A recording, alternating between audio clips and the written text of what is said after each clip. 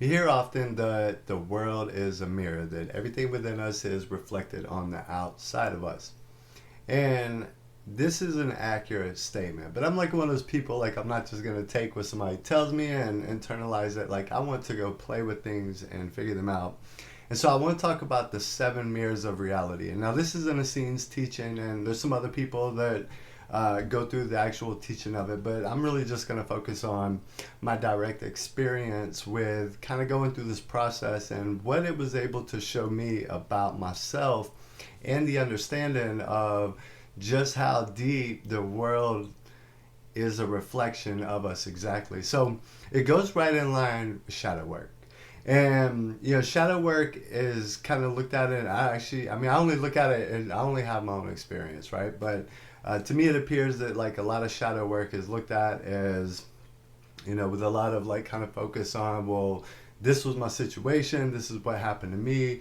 And it's not that we don't have these things as our truths and our experiences, but if you want to dive into shadow work and integration and like truly get into a place of understanding, then you have to change your perspective of the situation. And what I mean by that is, instead of looking at, well, this happened to me and why, like, why was I involved? What can this show me about myself? Is this a lesson? What is this trying to teach me about myself? This is why we have lessons. This is part of us being in a school. Yes, we're here to manipulate energy. In this case, we are manipulating emotional energy so that we can do inner alchemy, and trauma is a necessary part of inner alchemy. This is our harsh chemicals that we work with within the human crucible we call a body. But these are also things that you can go and see for yourself, and you should.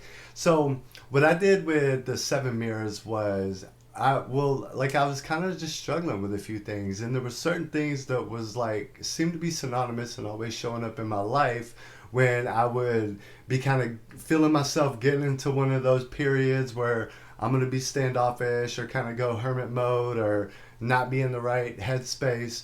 And one of them was like laundry. Like I would have clean clothes and I would just slide them over. Like no matter what I do when I'm going through certain periods, I cannot put the laundry up. And so I know it sounds weird, but like I'm going somewhere with this. But like I sat down and started almost like automatic writing, and this was how like it started for me. But like I started just almost automatic writing and looking at all of my surroundings, like all of them, and just okay, can't pick laundry up. Okay, feel this way when I'm in XYZ environment. Like I'd put my hands in my pocket anytime I was in a place that maybe I felt uncomfortable in, or maybe I just didn't feel like I could be myself in. Like something that like didn't really think of.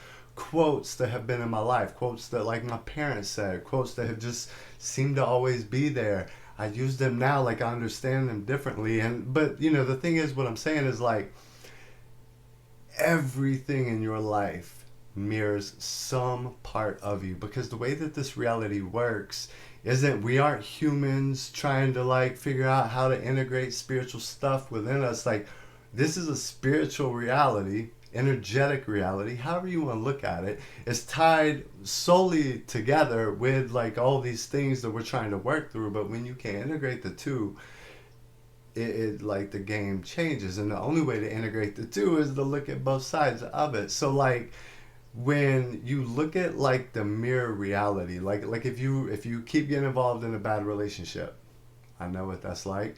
But if you keep getting involved with bad relationships, like we can't keep looking at the other people and like, okay, what are they doing, what are we missing, right, what is it within us? And even if that thing that is within us that we are missing is a boundary that needs to be put up, like whatever this thing is, it's probably something that you need to work on as well. We always need to work on ourselves too.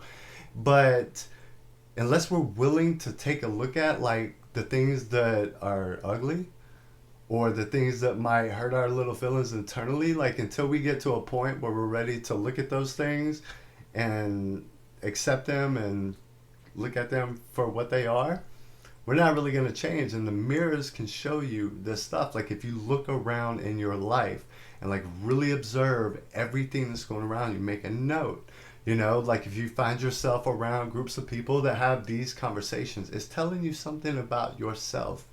If you are in this type of situation all the time, like no matter how much work you think you've done, there's something there for you to learn.